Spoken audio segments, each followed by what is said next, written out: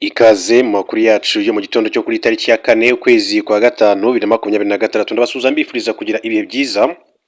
Ndabizi ko mudukurikiye muri mu Rwanda ndetse no mu karere k'ibiyaga bigari no hirya no hino ku isi, by'umwihariko bari muri Uganda, Repubulika ya Demokarasi ya Kongo, Burundi n'igihugu cya Tanzania, mwese ndabifuriza ibihe byiza. Bari muri Canada, muri Leta Zunze Ubumwe za Amerika, ikaze mu makuru twihute cyane. Ni amakuru ababaje cyane ku banyarwanda bose muri rusange muri iki gitondo cyo ku itariki ya 4 ukwezi kwa gatanu 2026. Mbere gato yo kungaruka kuri aya makuru, reka mbanze mbabwire ko kera kabaye perezida wa Taiwan yageze muri Eswatini yihenura ku Bushinwa bwamwise umugambanyi. Perezida wa Taiwan Lai Ching-te yabwiye umwami wa Eswatini Moswati wa gatatu ko igihugu cye gifite uburenganzira bwo gukorana n'ibindi bihugu ku isi kandi ko nta kindi gishobora kubwitambika. Yabigarutseho ubwo yageraga muri Eswatini mu ruzinduko bivugwa ko Ubushinwa bwagerageje kandi kwicambika ariko bikaba iby'ubusa. Ubushinwa busanga Taiwan idakwiye kugirana imikoranire n'ibindi bihugu kuko iyifata nk'agace kari mu byo igenzura, ndetse bukunze kwerekana ko nta burenganzira ifite bwo gukorana n'ibindi bihugu. Busaba ibihugu byifuza gukorana nayo kugirana amasezerano y'imikoranire n'Ubushinwa kuko ari agace kayo.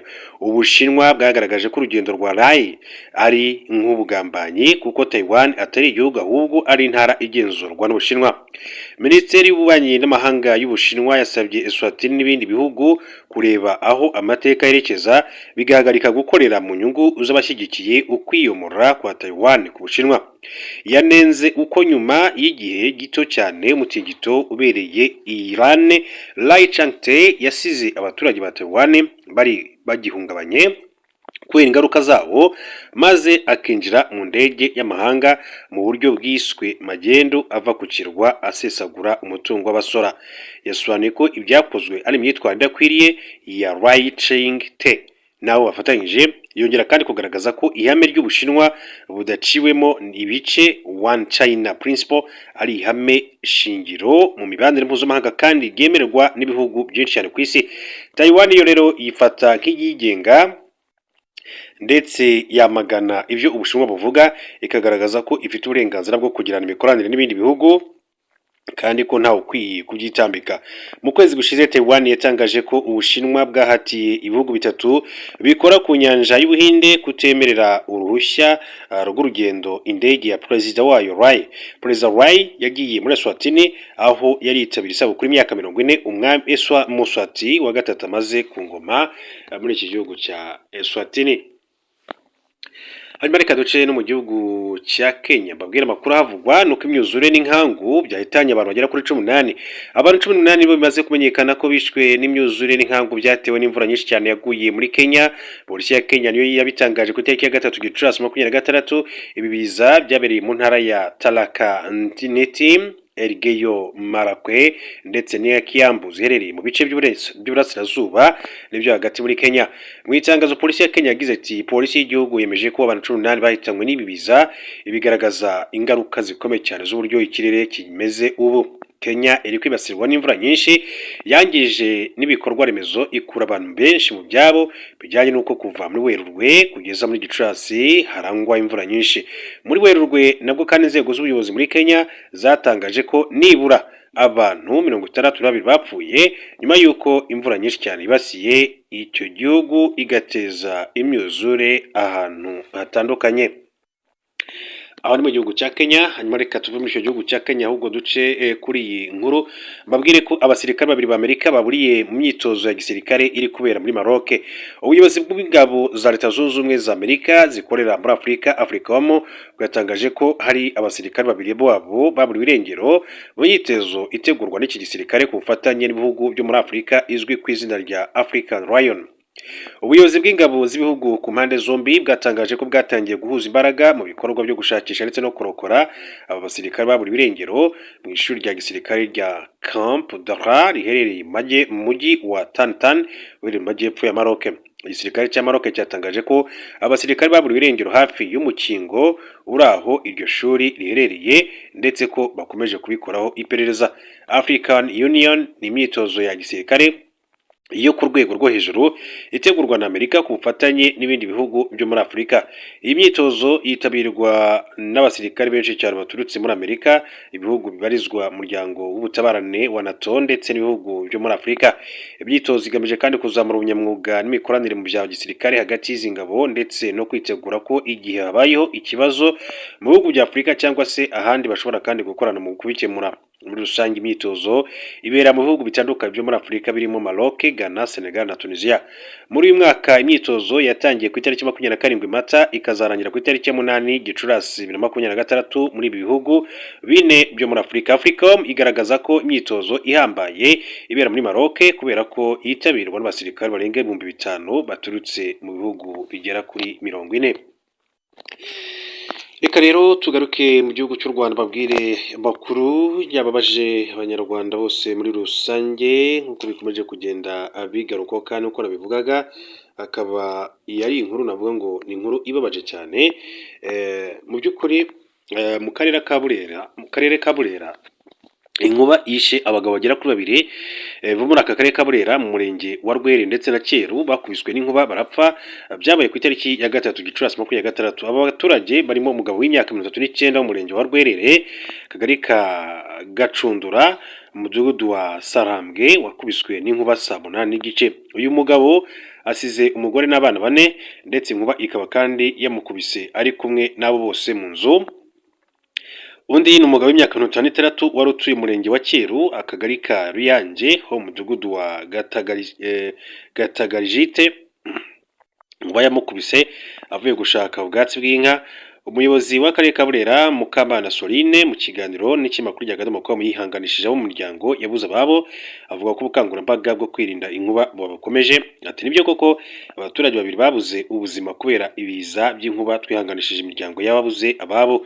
Uretse mu karere ka Burera kandi ku itariki ya 3 Gicurasi 2026 inkuba yishe abandi bantu 5 bo mu turere twa Rubavu ndetse na Rutsiro. Tuvuye kuri iyo nkuru ariko n'ubundi tukiri mu gihugu cy'u Rwanda mbabwire ko abantu 5 bo mu burengerazuba bw'u Rwanda nyine bishwe n'inkuba nk'uko nabivugaga. Minisiteri y'ibikorwa by'ubutabazi Minema yatangaje ko inkuba yishe abantu 5 bo mu ntara bo mu turere twa Rutsiro na Rubavu mu ntara y'uburengerazuba.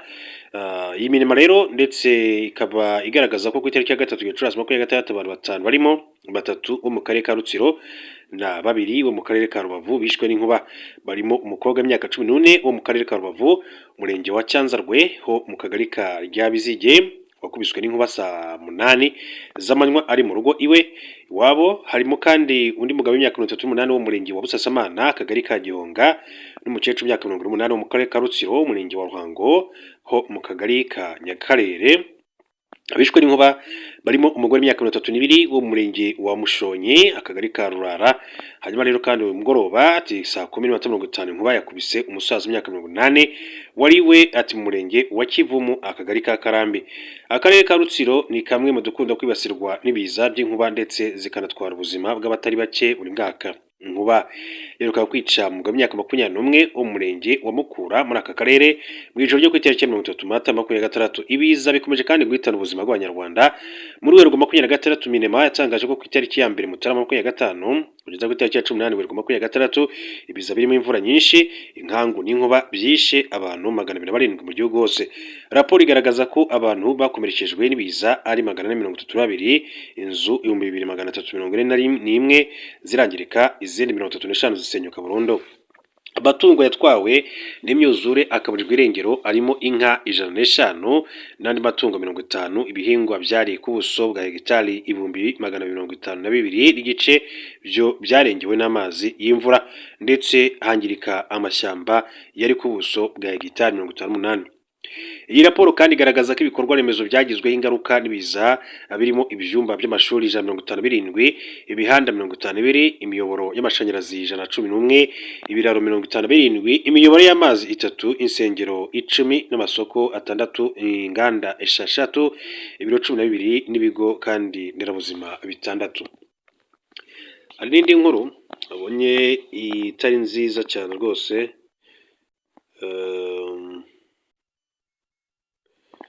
mu karere ka Kirehe, gusa nawe no kuvuga ngo nayo ni inkuba ikomeye cyane yakubise inka z'umuturage witwa Patrice, hanyuma rero zose rwose zirapfa. Agatunga duhinduye ingingo, reka mbabwire ko perezida wa Donald Trump yateguje kongera kurasa kuri Iran. Perezida wa Leta Zunze Ubumwe za Amerika Donald Trump yongeye kandi kuvuga ko mu gihe Iran itakurikiza ibikubiye mu byo Amerika yisaba, ashobora kongera gusubukura ibitero bya gisirikare kuri iki gihugu. Ibi bigarutseho ku itariki ya 2 Gicurasi 2026 mu kiganiro yagiranye n'abanyamakuru, aho yabazwaga ibijyanye n'aho amasezerano bagomba kandi kugirana na Iran ageze. Yagize ati bambwiye ibigize amasezerano ndetse ati bagiye kubima ati mu buryo bwanditse neza. Ati ubwo bamubazaga niba ashobora kandi kongera kugaba ibitero kuri Iran, yasubije ko igihe icyo gihugu kidakomeza kwitwara neza kigakora ibintu bidakwiye bashobora kandi kongera kubisubukura. Ntabwo nshaka kubivugaho, icyo nshatse kuvuga nuko ntashobora kandi kubibwira umunyamakuru gusa. Igihe bashobora kandi kwitwara nabi bagakora ikintu kibi, ati ibyo bishobora kandi ko birashoboka ko twakongera kandi kubatera nta kabuza. Ku rundi ruhande, umuyobozi wo muri Iran yavuze ko igihugu cye cyemeye ko kizongera kandi kwemerera ko ubwato butwara ibikomoka kuri peteroli bwongera gukoresha umuhora wa Hormuz, ndetse na Amerika igahagarika kwigabaho ibitero, ariko ingingo zijyanye no guhagarika gukora intwaro za nucleaire zazaganirwaho nyuma. Gusa ibyo Trump yabiteye utwatsi. Abinyujije ku mbuga nkoranyambaga, Donald Trump yavuze ko badashobora kandi kwemera ibyo Iran iri gusaba muri aya masezerano kubera ko iki gihugu kitari kishyura ikiguzi cyose cy'ibyo cyakoze. Iran ikomeje gufunga inzira Hormuz ifatwa nk'inkingi ya mwamba mu bijyanye n'ikomoka kuri peteroli ku isi. Igiciro cy'akagunguru k'ikomoka kuri peteroli cyazamutseho 7%, kirenga amadolari 26, biba ubwa mbere kandi bibayeho kuva muri 2022 ubwo intambara y'Uburusiya na Ukraine yatangiraga. Hanyuma reka mbabwire ko Ubudage nabwo bukomeje gutera amagambo na Donald Trump, ndetse minisitiri w'ingabo mu Budage yitwa Boris Pistorius yavuze ko umugambi wa Leta Zunze Ubumwe za Amerika wo gukura ingabo zazo zigera ku 500 muri iki gihugu bizatuma igisirikare cyabo gikomera. Boris Pistorius yavuze ko Ubudage n'Uburayi muri rusange buzafatirana aya mahirwe mu kubaka igisirikare gikomeye. Ku rundi ruhande, abo mu nteko ishinga amategeko ya Amerika bo mu ishyaka ry'abarepublike bumva ko izi ngabo zaguma mu Burayi. Amerika iherutse gufata uwo mwanzuro bijyanye n'umwuka mubi umaze iminsi ututumba hagati yayo n'Uburayi. Washington ishinja abanyaburayi kutayifasha uko bikwiriye mu ntambara ya Iran. Ibi byakomeje kandi gukara ubwo Perezida Donald Trump yavugaga ko agiye kongera imisoro ya 25% ku binyabiziga bituruka mu muryango w'ubumwe bw'Uburayi. Ibi byashimangiwe na Perezida Donald Trump mu kiganiro yagiranye n'abanyamakuru ku itariki ya 2 Gicurasi 2026, aho yavuze ko bagiye kandi gucyura abasirikare barenga 5,000 babarizwa mu Budage. Ati tugiye kandi kugabanya umubare w'abasirikare babarizwa muri iki gihugu kandi tuzacyura barenga 5,000. Trump kandi yahagaritse gahunda ya Amerika yari ifite yo guha Ubudage misile za Tomahawk, aho imwe ishobora kandi kurasa mu ntera 1,600 m, nyuma yuko iki gihugu kandi cyari cyumvikanye n'uwahoze ari Perezida wa Amerika Joe Biden kuri iyi gahunda. Ubudage bwifuzaga izi misile mu rwego rwo gukomeza kandi ubwirinzi bwabo ndetse no gukumira abanzi nk'Uburusiya bushobora kandi kubatera isaha n'isaha. Itangazo rihuriweho n'abasenateri b'ishyaka ry'abarepublike Mike Rogers ndetse na Roger Wicker bavuze ko batewe impungenge n'icyemezo Trump yafashe cyo kugabanya ingabo z'iki gihugu mu bihugu by'Uburayi. Riti igihe Amerika yakura ingabo zayo i Burayi hakiri kare bishobora kandi kugira ingaruka mbi cyane ku bihugu bibarizwa kuri uyu mugabane, kuko ntabwo biragira ubushobozi bwo kwirinda ubwabyo no kurinda abanzi nk'Uburusiya. Ibi kandi bishobora no gutuma Vladimir Putin abibona ukundi.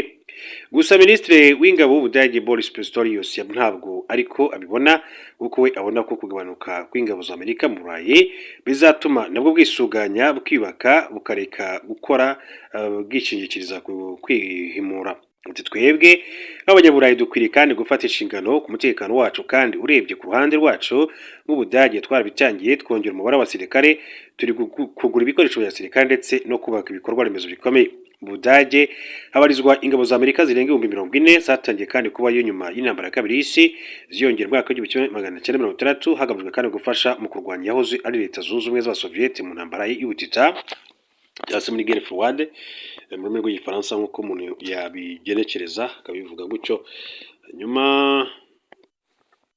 witwa Eugene Nkubito ati ko turasa FDL kuki tudahindukira ngo turase imiryango yabo.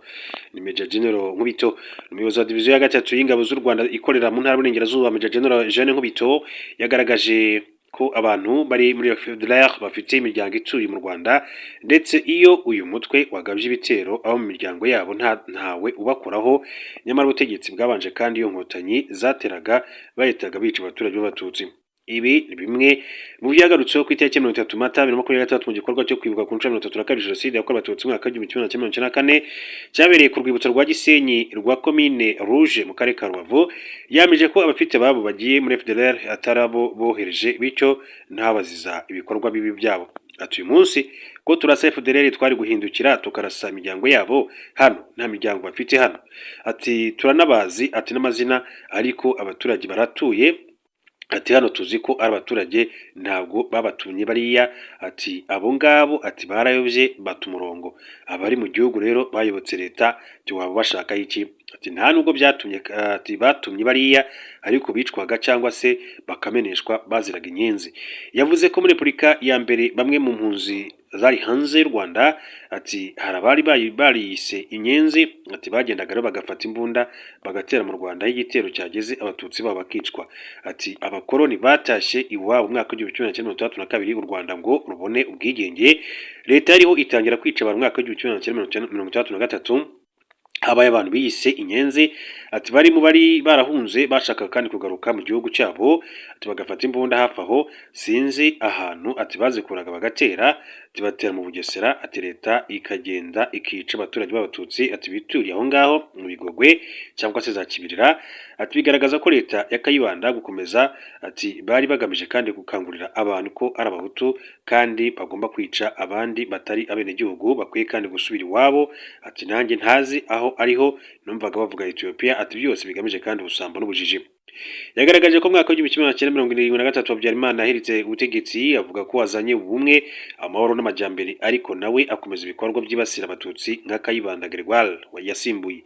Kuri leta ye ati nta bantu bishwe, ati nta bantu bahunze, ati ndetse no hafi mwaka w'igihumbi kimwe magana cyenda mirongo cyenda, ati tujya gutera u Rwanda hari abantu bari baje Uganda bahunze, ati bahungaga iki se? Ese ayo niyo mahoro n'amajyambere yarazanye?